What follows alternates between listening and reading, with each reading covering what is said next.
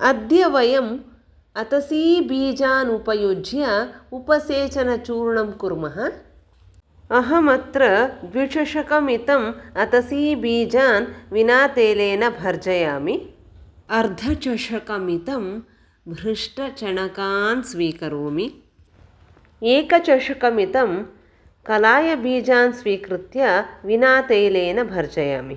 किञ्चित् लवणं, काञ्चित् तिन्त्रिणीं, कञ्चित् गुडं च स्वीकरोमि।